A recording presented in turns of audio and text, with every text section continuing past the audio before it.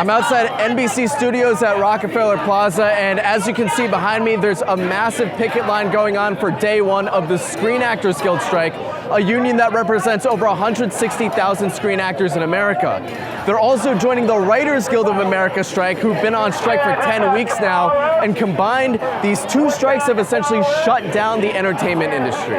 The Screen Actors Guild began their strike the morning of July 14th at 12:01 a.m. after the motion picture and television industry refused to meet the Screen Actor Guild's demands around pay, residuals, and AI.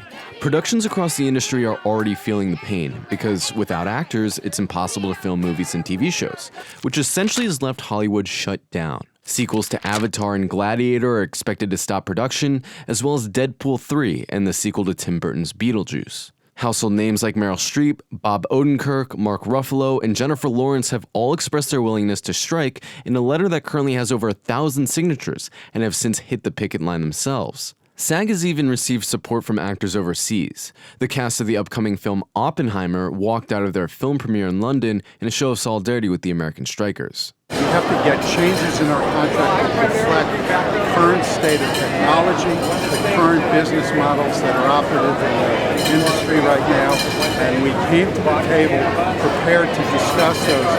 And our employers have basically said to us, no, we're not going to talk about those, we're going to talk about what we want to talk about, which is sliding you a little bit, and I mean a little bit more money, and a couple of other minor changes in going back to work, and that's not going to happen. Despite generating billions of dollars of profits every year, the entertainment industry has tried to downplay these profits and act like they can't afford to meet the actors' demands.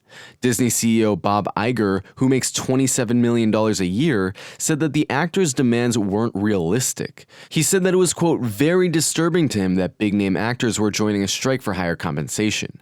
But in reality, the overwhelming majority of workers in the Screen Actors Guild have minor roles, do stunts, or are extras. In fact, some estimate that as many as 95% of SAG members make less than $25,000 a year. We asked the striking workers if they felt their demands were unrealistic. The Disney CEO, Bob Iger, said that the demands of SAG are unrealistic. Your response?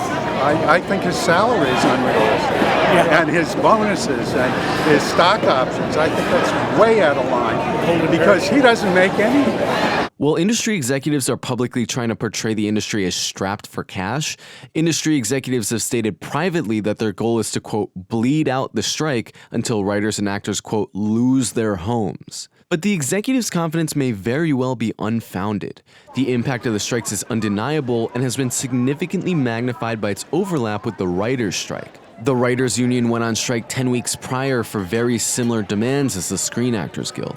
Arguably the most significant demand of both strikes aren't the demands around pay, but around AI. Both writers and actors fear that new AI technology will be used to replace their work. One of the workers we spoke to told us a particularly scary story about how AI is being used to replace actors. They've started doing this a while ago. Is, for example, you would come in, you'd be working a job. They would hire you for the day. They'd say, we need to take a body scan. So you go there, they would take your front, they would take your side, and they would take your back. And then they say, okay, great.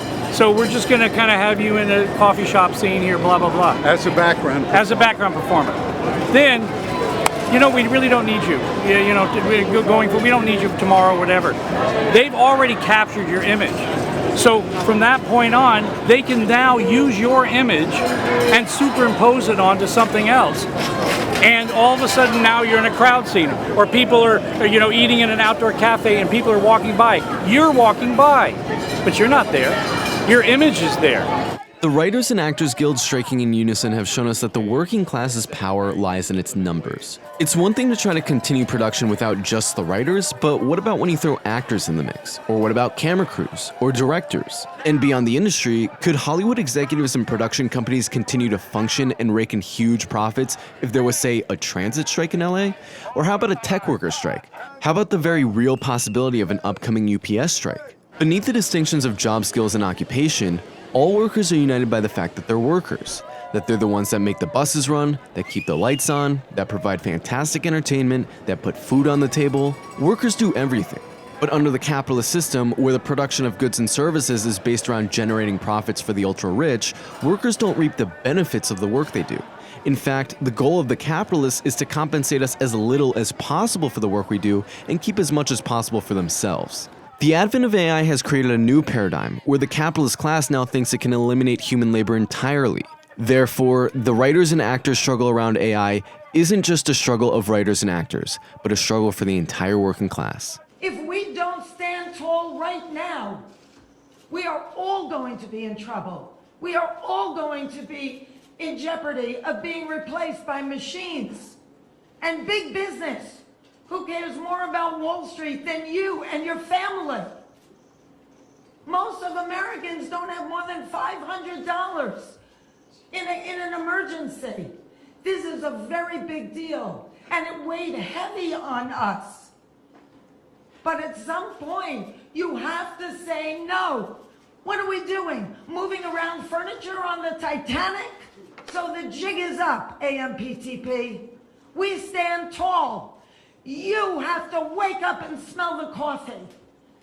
We are labor and we stand tall and we demand respect and to be honored for our contribution.